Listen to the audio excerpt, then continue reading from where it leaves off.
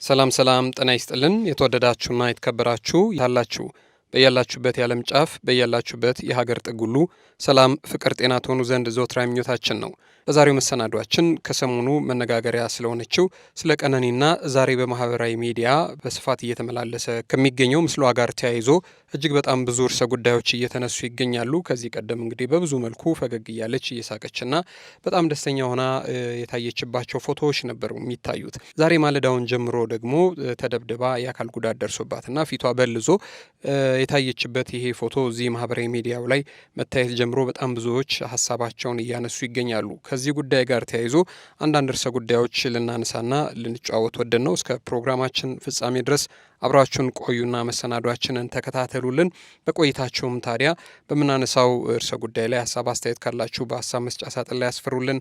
ላይክ፣ ሰብስክራይብ፣ ኮሜንት በማድረግ ታበረቱን ዘንድ ጠየቅን። ስለምትከታተሉን እጅግ በጣም ከልብ አድርገን እናመሰግናለን። ክበሩልን።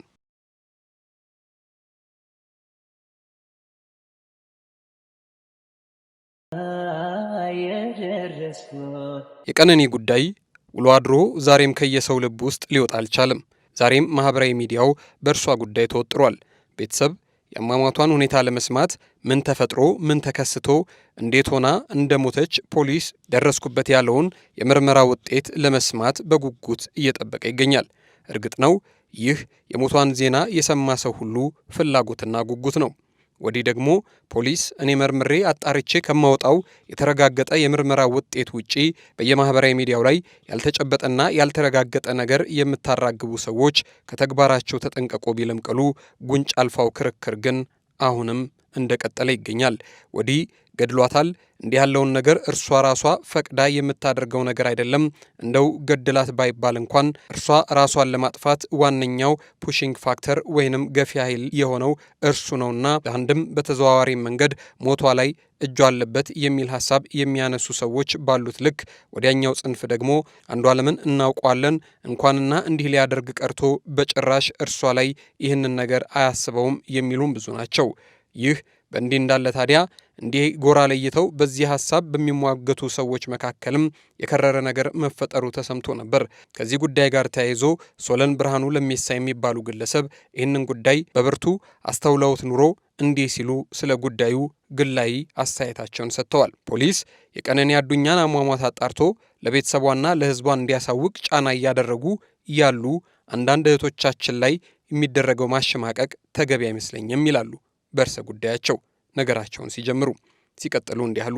በዚህ ወቅት ከሟች እህታችን ቤተሰብ ጎን ቆመን ያለምንም አድሎ ትክክለኛ ፍትህ እንዲያገኙ ድጋፍ ማድረግ ከኛ የሚጠበቅ ግዴታ ነው። አንዷለም ወንድማችን ነው። ለኦሮሞ ኪነ ጥበብ እንደ አብሪ ኮከብ የምናየው ልጃችን ነው። ነገር ግን ፖሊስ ምርመራውን ጨርሶ ነፃ መሆኑን እስኪነግረን ድረስ ከሟች ቤተሰብ እኩል ለእሱ ሐዘንን መግለጽ በቤተሰቧ ቁስል ላይ ጨው የመነስነስ ያህል ከባድ ነው። የህግ አካል ያለምንም ተጽዕኖ ጉዳዩን አጣርቶ ወንጀለኛ አለመሆኑን ሲነግረን እኔ ከጎኑ ቆመን እናጽናናዋለን፣ እናበረታዋለን። እስከዛው ድረስ ግን በልጅቷ ቤተሰብ ጫማ ውስጥ ራሳችንን ማየት ያለብን ይመስለኛል። አሟሟቷም ቶሎ ተጣርቶ ቤተሰቧ የአእምሮ እረፍት እንዲያገኝ ጫና ማድረግ በተለይ ከሴት የማህበራዊ ሚዲያ ተጽዕኖ ፈጣሪዎች የሚጠበቅ ተግባር ነው። አሁን እኮ እንቆቅልሹ ብዙ ነው። ብዙ ጥያቄ ነው የሚያስነሳው። ራሷን ከአምስተኛ ፎቅ ወርውራ ከሆነ ለምን? ምን ሆና ነው? ህመሟ ምን ቢሆን ነው የሚል ጥያቄ አለ። ሲቀጥል ከአምስተኛ ፎቅ ተወርውራ ሞታ ከሆነ ለምን?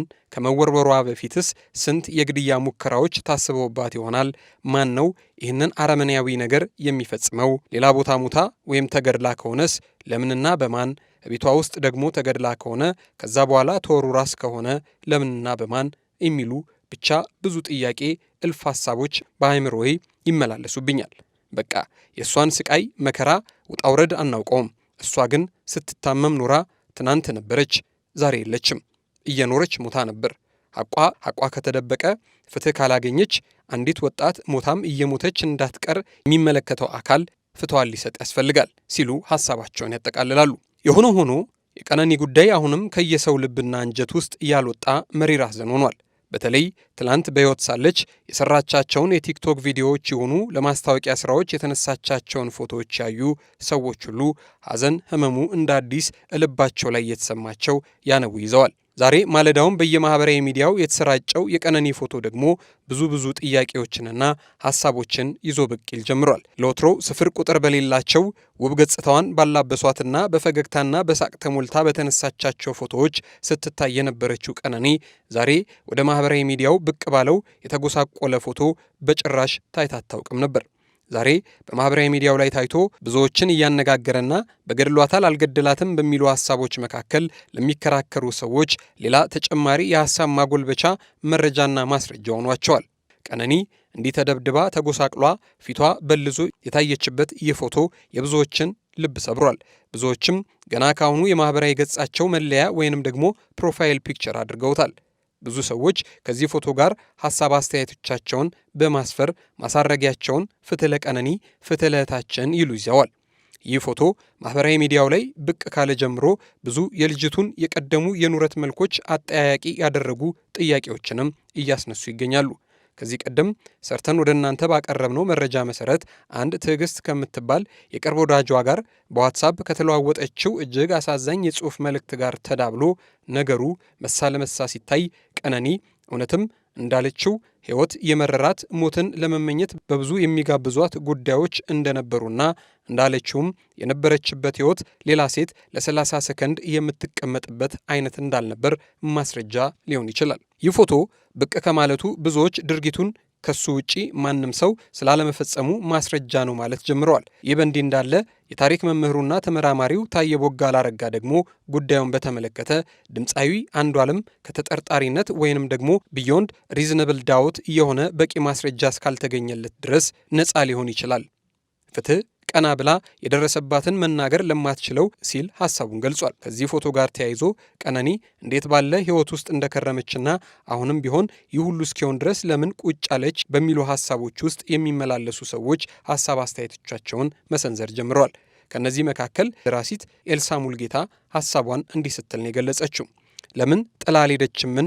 የምንመልሰው እሷ ጫማ ላይ ስንቆም ብቻ ነው። አንዳንዴ ነገር ውስጥ እስካልሆነን ድረስ ሁኔታውን በትክክል መረዳት አንችልም። የምትሄድበት ቦታ ባይኖራትስ? ሄዳ ባይለቃትስ? ከዛሬ ነገ ይሻላል እያለች እየጠበቀች ቢሆንስ? በእሷ ቦታ ስንሆን ብቻ ሊገቡን የሚችሉና እኛ አሁን ላይ ጀጅ ማድረግ የማንችላቸው ብዙ ነገሮች ይኖራሉ። ብቻ እኔ ማለት የምፈልገው እንደዚህ አይነት ነገር ውስጥ ያሉ ጓደኞቻችን የሚልኩልን ቴክስት፣ የሚሰጡንን መልእክት ችላ ሳንል ብዙ ነገር ከመፈጠሩ በፊት በቻልነው እንርዳቸው። ቀነኒ የዛን ጊዜ ያለችበትን የነገረቻቸው ጓደኞቿ ምን እንዳገዟት በጭራሽ አላውቅም። ግን ካረፈች በኋላ ተስፋ የቆረጠችበትን ቴክስት መለጠፍ ለእርዳታ ጥሪዋ ትኩረት መንፈጋቸውን ነው የምረዳው። ጓደኞቻቸውን ቼክ አድርጉ። የሆነ ነገር ከመፈጠሩ በፊት ባይሳካላችሁ እንኳን ልታግዟቸው ሞክሩ። አሁን ከማየውና ከምሰማው ነገር አንጻር ሰዎች የሚገባቸውን ፍትህ ያገኛሉ ብዬ ማሰብ ባቆምም ምስኪኗ የተማረችና ወጣቷ ቀነኒ ባጭሩ በእንዲህ አይነት ሁኔታ መቅረቷ ግን ያሳዝነኛል። ሐቋ እንዲወጣላትም እመኛለሁ። እሷም በሰላም ትረፍ። በእንደዚህ አይነት ሪሌሽንሽፕ ውስጥ ያላችሁ የሚመታኝ ስለሚወደኝ ነው ስለሚቀና ነው እያላችሁ ራሳችሁን አቢዩዝ ለማድረግ አመቻችታችሁ የተቀመጣችሁ ሴቶች የሚመታችሁ የማያስተውል ወይ ደግሞ በግርድፉ ደደብ ስለሆነ ነው። ቅናት ደግሞ ጥሩ የፍቅር ስሜት አይደለምና አስቡበት። ዱላውንም ስድቡንም ችላችሁ ከዛሬ ነገ ይሻላል ይለወጣል ብላችሁ አጋሮቻችሁ እስከሚለወጡ በተስፋ የምትጠብቁ ሴቶች ዛሬ በሰላም ከነጋ ነውና ነገን የምታዩት በዚህ ሁኔታ ካልነጋላቸው ሰዎች መካከል አንዷ ቀነኒ ናትና ከሷ ተማሩ። በመጨረሻም ትላለች ኤልሳ ሙልጌታ፣ በመጨረሻ ቴዎድሮስ ተዘራ ኩባያ ውስጥ ያለች እንቁራሪት የሰማዩ ስፋት በኩባያው አፍ ልክ ነው ብላ ትከራከራለች የምትል አባባል ነበረችው። እውነቱን ነው። ያላየነው ከኩባያው አፍ ወዲያ ያለው ዓለም ነፃና ሰላም እልፍ ሲልም ሰፊ ነውና ቤት ውስጥ ለሚገጥማችሁ ሕይወታችሁን ሊያሳጣችሁ ለሚችል ጭቆና ፊት አትስጡ። የተሻለ ሰላምና ነፃነት ይገባቸዋል። ምርጫ ሳይሆን መብታችሁም ነው። አንዳንድ ነገሮች በአጭሩ ቢቀሩ ጥቅማቸው ብዙ ስለሆነ እንዲህ አይነት ሁኔታዎችን በአጭሩ ለመተው አታመንቱ ትላለች። በመጨረሻም ነፍስሽ በሰላም ትረፍ የኔ ምስኪን አለች ኤልሳ ሙልጌታ። በቀጣይ ሐሳቧን ያሰፈረችው ደግሞ ናርዶስ ቦጋለ ነች። ፍቅር ስለያዘሽ ስለወደድሽው ብቻ ነገሮች ይቀየራሉ ብለሽ አንገትሽን ደፍተሽ የተቀጠቀጥሽ አትኑሪ። ነገሮች አይቀየሩም። መበደልን ያለማምድሻል። ለራስሽ ያለሽን ግምት ያወርደዋል። የተተውሽ የተናቅሽ ፈላጊ የሌለሽ እንደሆንሽ ያሳምንሻል። እሱ የመጨረሻ አማራጭሽ እንደሆነ በየቀኑ ይነግርሻል። በቃኝ ስትይ ደግሞ ይልመጠመጣል። እንደ ልማዱ ቃል ይገባል። ትለወጫለሽ፣ ትሰሪያለሽ፣ ቤተሰቦችሽ ጋር ሽማግሌ ልካለው፣ ድል ባለ ሰርግ ነው የማገባሽ፣ ትንሽ ጊዜ ስጭኝ ይልሻል። ትወጂው የለ እንደገና ተስፋ ታድርጊያለሽ፣ ትጓጉያለሽ። በየቤተ ክርስቲያኑም እንባሽን እያፈሰሽ እስኪሳካልሽ ቀን ከሌት ትጸልያለሽ። ከሱ ጋር መኖር አቅቶኛል ብለሽ የነገርሻቸው ጓደኞችሽን ትሸሻቸዋለሽ። እንዴት እየኖርሽ ነው እያለች ጠዋት ማታ የምትወተውት እናትሽን ትሸነጊያታለሽ። ሽማግሌ ሊልክ ነው፣ ስራ ሊያስጀምረኝ ነው ስትያት ሳይመስላት ጉጉትሽን አይታ ይሁን ይሳካልሽ ትልሻለች። ዓለምሽ ያደረግሽው እሱ ያመንሽው፣ ያከበርሽው፣ ያፈቀርሽው፣ ልጅነትሽን ህልምሽን የሰጠሽው እሱ ምንም ቢመጣ እጁን ይዤ አልፋለሁ ብለሽ የተመካሽበት፣ ልጆች ልትሰጪው፣ ሕይወት ልትሆኙ ሁሉን የተውሽለት እሱ እጁን ያነሳብሽ ቀን ዓይንሽን በጨው አጥበሽ እናትሽ ቤት ሂጂ። መበደልን አትልመጂ። ከሱ በፊት ትኖሪ ነበር፣ ከሱ በኋላም ሕይወት ይቀጥላል። ደህና ትሆኛለሽ። ራስሽን ምረጪ። አውሬ ወንድ ትምህርት፣ ዝና፣ ገንዘብ አይቀይረውም። እንደውም ላለማስተዋሉ ስራ ማስኬጃ ቱል ሲሆንለታልና እንዲህ ካለው ባል ተጠንቀቂ ትላለች ናርዶስ ቦጋለ።